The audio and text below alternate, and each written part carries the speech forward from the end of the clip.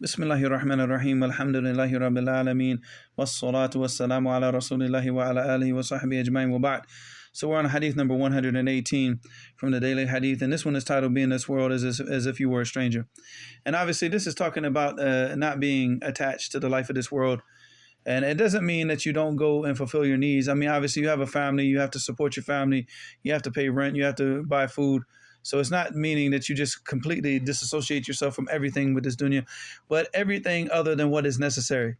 You take what is necessary from the life of this world, and then whatever else you focus on doing the actions and things that you need to do to get closer to Allah subhanahu wa ta'ala, and teaching your family to do the same.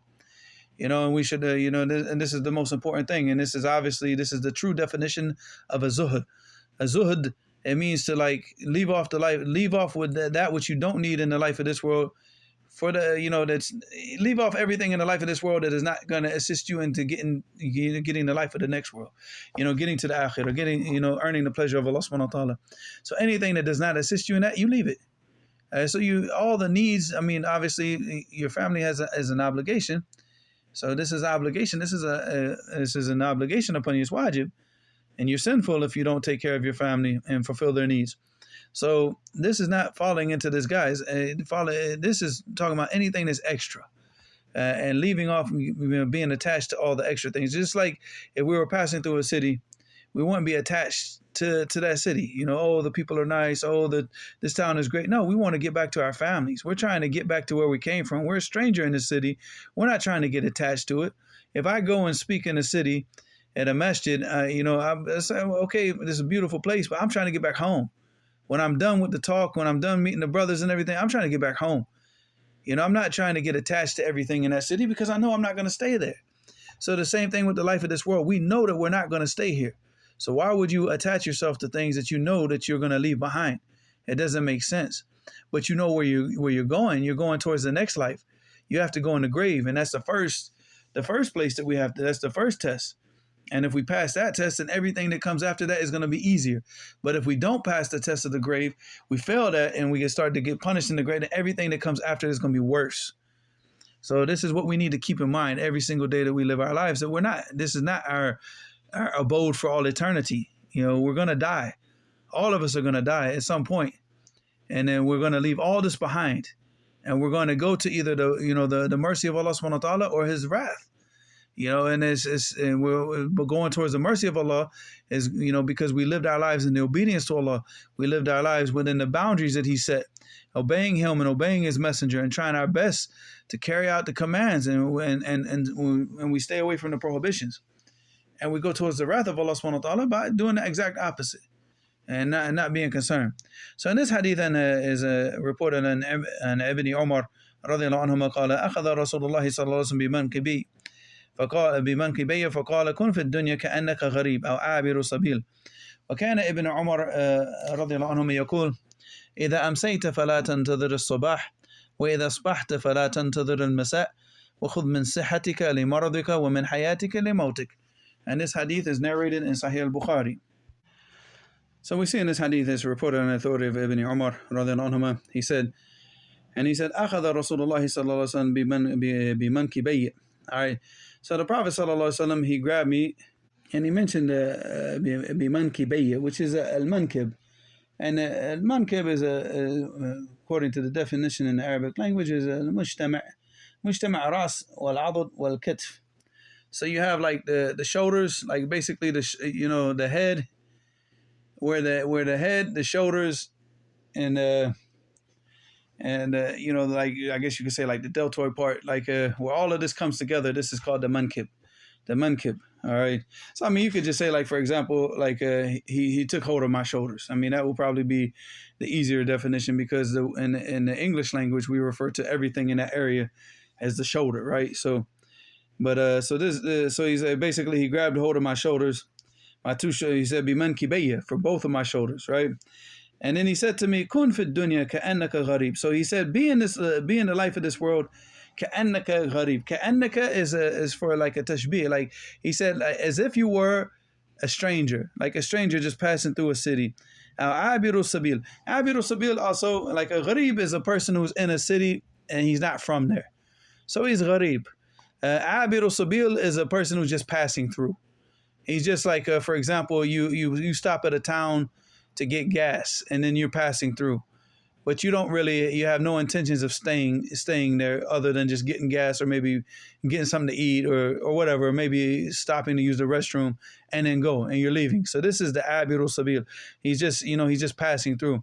But the Gharib is obviously, a person who he might stay there maybe for a couple nights or 3 nights, like maybe you're visiting a city, but you're not from there, but you're staying there, whatever, for maybe you're visiting family, maybe you're going to another city because for schooling, for educational purposes or whatever, but you're not from there.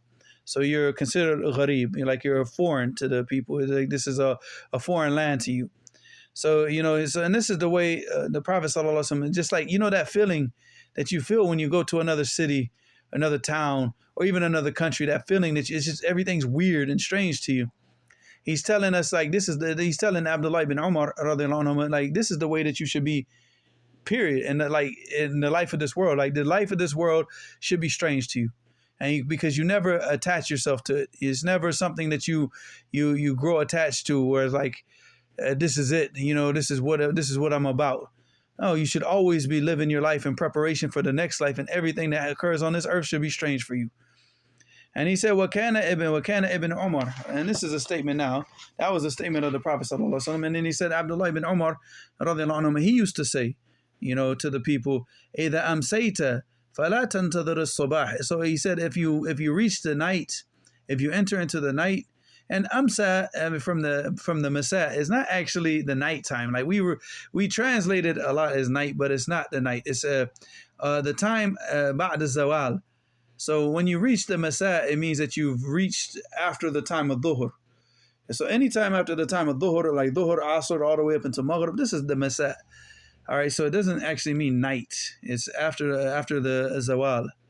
So there's a lot of difference of opinion about it, but the strongest opinion is that it's from the time of dhuhr, after dhuhr, all the way up until ghurub al-shams. Because once you hit the ghurub al-shams, then it's the time for maghrib, and then you have the different times for isha, al-atama and all this, So after the zawal, and that's the time of dhuhr, then you've entered into the masa. So he said, if you've entered into, I guess you could say, the afternoon, then don't await the morning. Don't expect to, what he's saying is, don't expect to live to see the morning.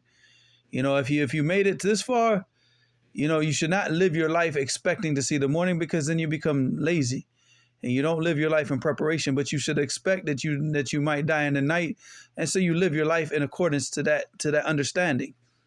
And he said, وَإِذَا أَصْبَحْتَ, and if you live to see the morning, فَلَا تَنْتَظِرَ الْمَسَاء, then don't expect to make it into the afternoon. Like, don't expect to be alive. And this is the way that you should live your life. And he's explaining how to live your life as a gharib, or abir al-sabil.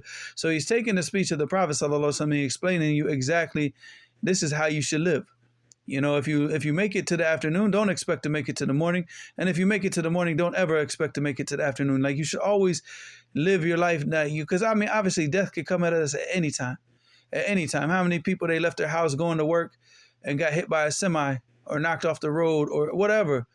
It happens all the time. It happens all the time. Whole entire families get wiped out in car crashes and hurricanes and tornadoes and sicknesses and all these types of things. It happens all the time.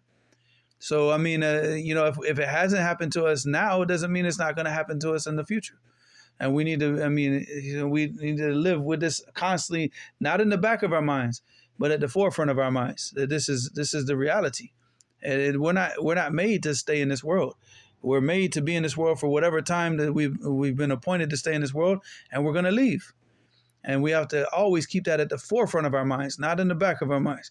He said, وَخُذْ مِنْ صِحَّتِكَ لِمَرَضِكَ, and take from the time that you have health. Like, for example, you know that you're healthy now, that there's going to come a day that you're going to be sick. You know this. Just as you're healthy now, there's going to be a day that you're going to be sick. And so take this time that you have of health and to benefit from it to the utmost that you can benefit. Use this time of health and obedience to Allah subhanahu wa ta'ala in preparation for that time of sickness when you're not able to do those actions. Because if you do those actions in the time of your health, then Allah subhanahu wa ta'ala will write them for you in your time of sickness. And this came in a hadith and Abi Musa al-Ash'ari radiallahu anhu, in which he mentioned that the Prophet sallallahu alaihi wasallam said, إذا مرض العبد أو سافر كتب له من العمل ما كان يعمله وهو صحيح مقيم. So here the Prophet ﷺ said, إِذَا مَرِضَ الْعَبْدُ, if a servant becomes sick, أَوْ سَافَرْ, or he travels, because obviously when you travel, you're not able to do the actions that you do when you're not traveling, when you're at home. So if you become accustomed to like praying at night and reading the Quran during the day, it's kind of hard to do that when you're traveling, right? And it's hard to do that when you get sick. So he said if a servant gets sick or he travels, kutiba lahu min al-amal. So the actions the actions are written for him that he used to do what ma kana ya'maluhu wa huwa sahihun muqimun. And all the actions that he did when he was healthy, or he was when he was at home in his residence, whatever those actions were, they're written for him at a time when he's sick and when he's traveling. So we need to utilize the times of our health to make sure that we benefit from this. And this also came in another hadith in which the Prophet ﷺ said, نِعْمَتَانِ مَغْبُونٌ فِيهِمَا كَثِيرٌ مِنَ النَّاسِ الصِّحَّةُ وَالْفَرَاغُ. He said that there's two blessings that the people, when they have them, they don't truly benefit from them. They don't use them. They don't really use them. They waste them. And he said, and these two benefits are as-sihha, which means, to have health, wal faragh, and to have free time, like no distractions, nothing to take up your time. Because normally when a person has health and free time, they waste it. They use it on things that have no benefit for them in this life or nor the next. So Allahumma musta'an. But a person who is fatan, he has like this, he's thinking about what's to come. And he's looking towards what's to come. He knows that his life on this earth is very short. So he's going to utilize the time of his health, the time of his free time, to use this time in obedience to Allah subhanahu wa ta'ala. So he's taken from his health. He knows that he's going to get sick, that his health is not always going to be here. We're not just going to live healthy for all these years. We're going to get sick sooner or later. So we utilize this time of our health to do these good actions, so we get closer to Allah subhanahu wa ta'ala. So in the times of our sickness, these actions are still being written for us. And he said, "Women hayatika limotika," and know that just as sure as you're alive today, that there's gonna be you're gonna die. All of us, everybody that is alive today is one day is not gonna be here no more. And within 150 years, more than likely, nobody on the face of the earth is gonna be here. All of us are gonna be dead.